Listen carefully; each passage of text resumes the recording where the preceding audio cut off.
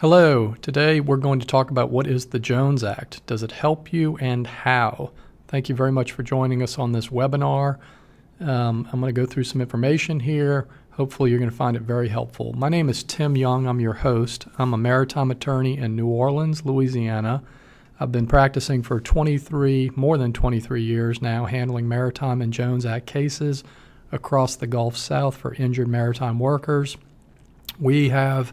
In our office, we've successfully helped clients with some very major injuries. We've dealt with many clients with brain injuries.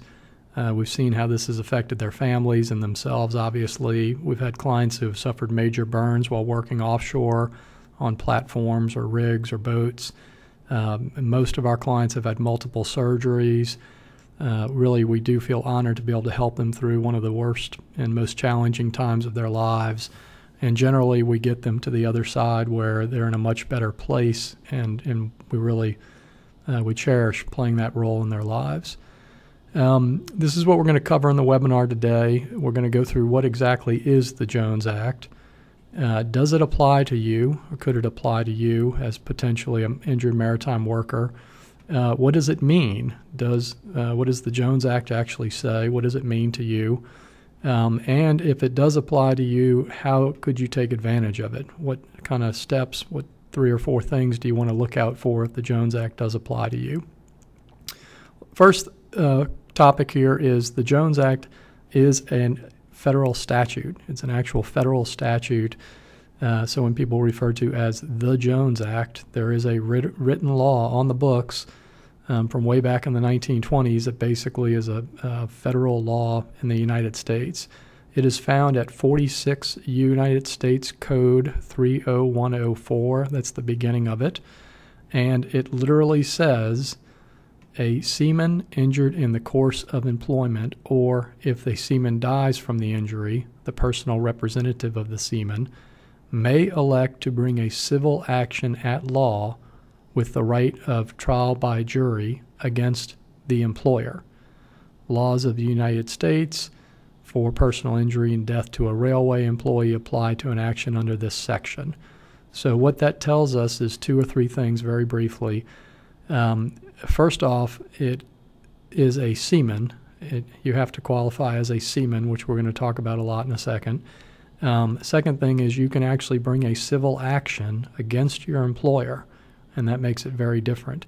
The third point there is that the laws of the United States relating to railway employees are actually very similar, and it's the same law essentially that applies to seamen on vessels and on boats and maritime workers. That's kind of interesting. A lot of people don't know that, but those 2 laws that protect the railway workers are also the same laws that basically protect injured seamen. The key word is seaman. As I mentioned a minute ago, you do not qualify, you do not fall under the Jones Act unless you are what the law there on the screen defines as a seaman. The Jones Act only applies to seamen. This then gives us the next question, which a lot of our clients say and ask us, which is, am I a seaman? What is a seaman? There's no written definition in the statute of this. It's kind of interesting. The statute does go on for several more parts after that, several more sections, but nowhere does it define what they mean by a seaman. Cases instead have defined what it is to fall under the Jones Act, what it means to be a seaman under the Jones Act. And what the cases have told us, this is a definition of a seaman that the case law has basically come up with over the years, has 3 main parts. The first part is you have to be more or less permanently assigned to a vessel or fleet of vessels under common control or ownership in navigation.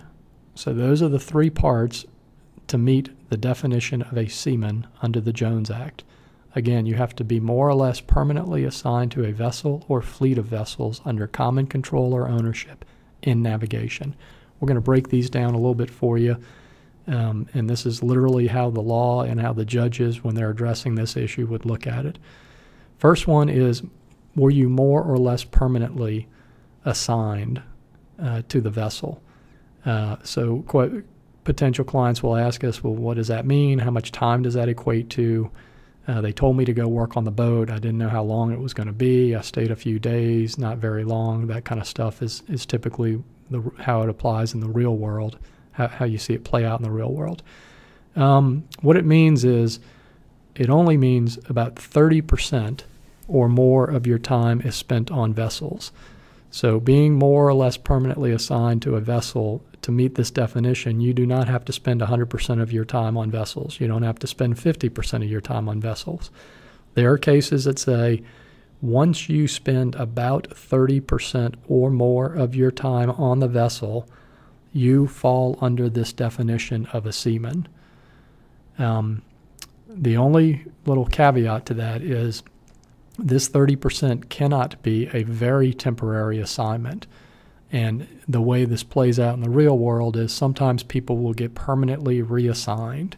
And we will see this with companies that sometimes have jackup rigs as well as platforms or non-vessels.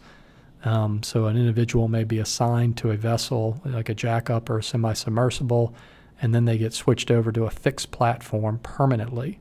And they're going to stay on that platform. They're never going to get off it for the near future.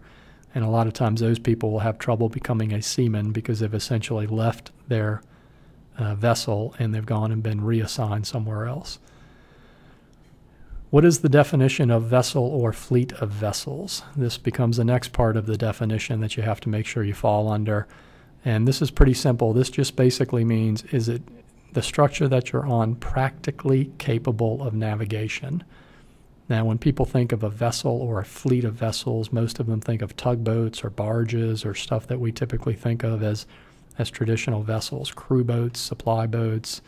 What it really means is it can be oil rigs, jack-up oil rigs, semi-submersible oil rigs.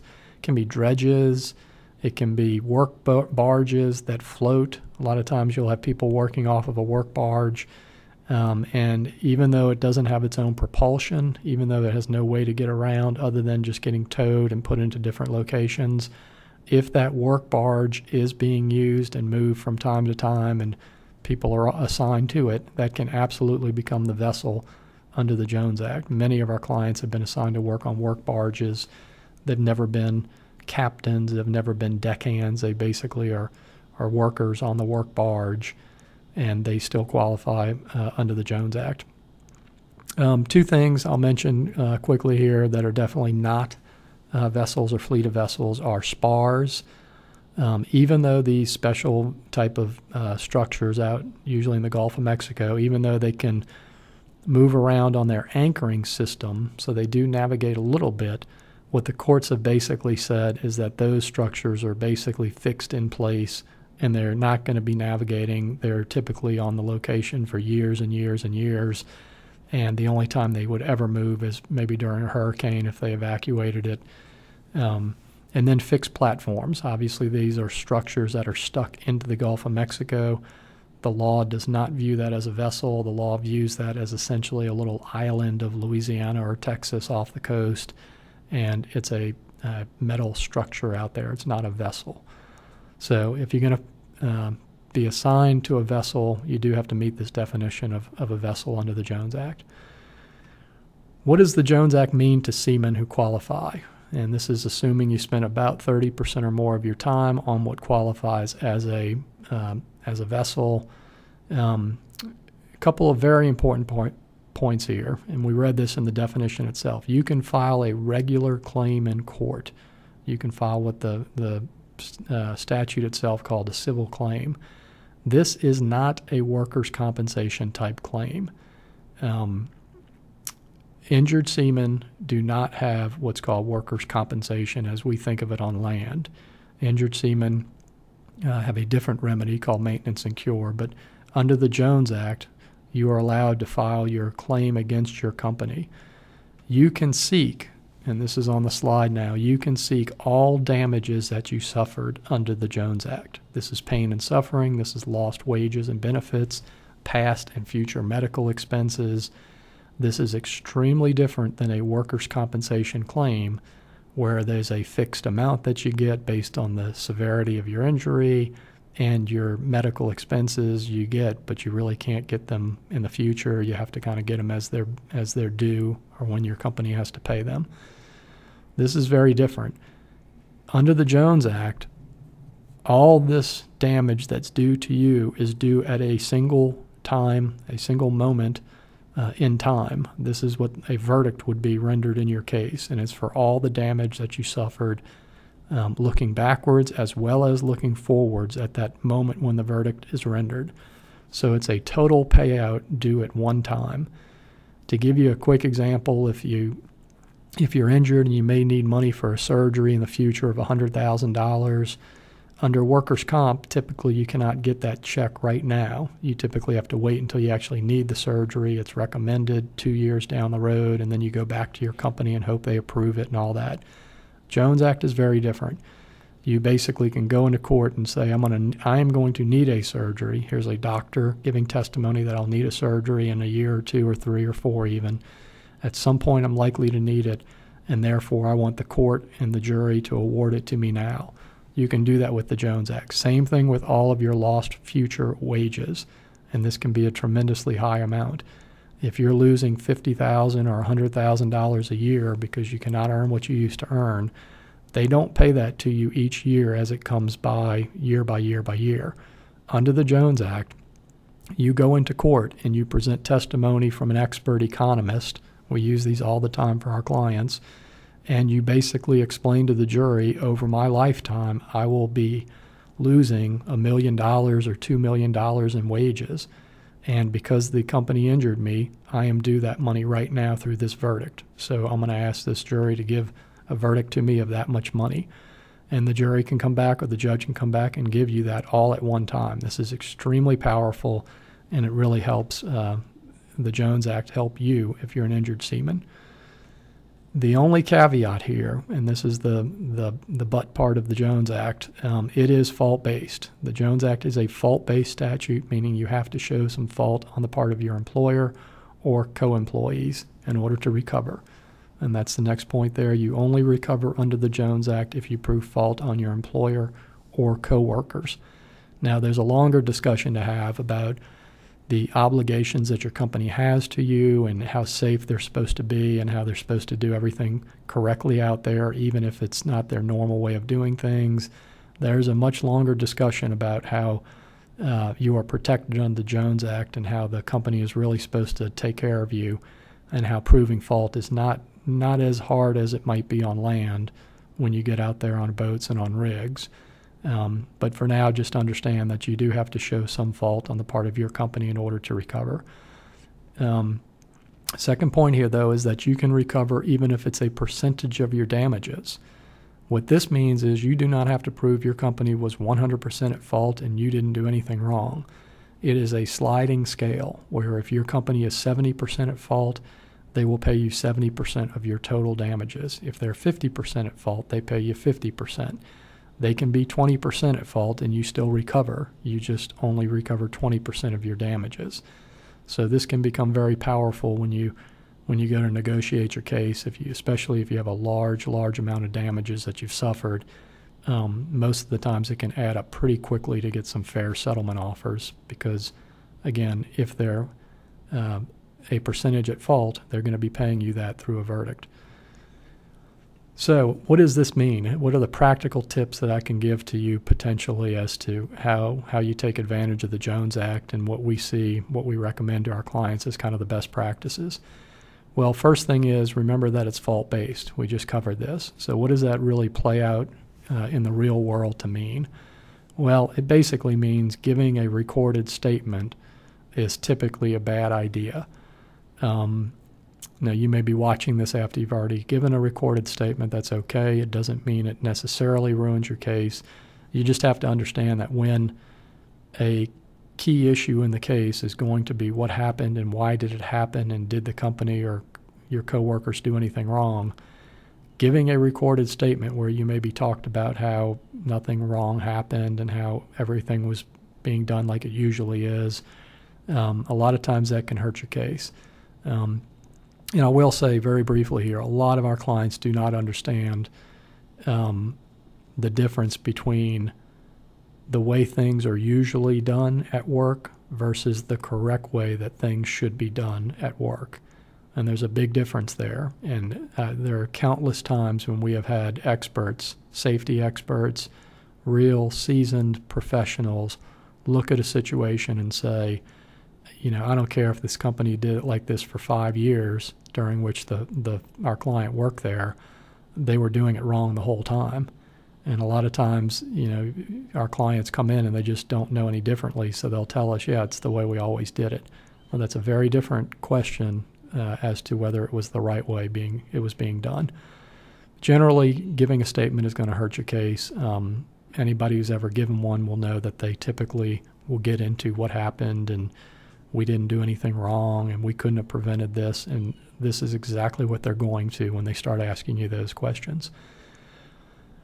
Second point here on the Jones Act, and I'm just being as direct as I can and explaining it to you on why it typically works out this way.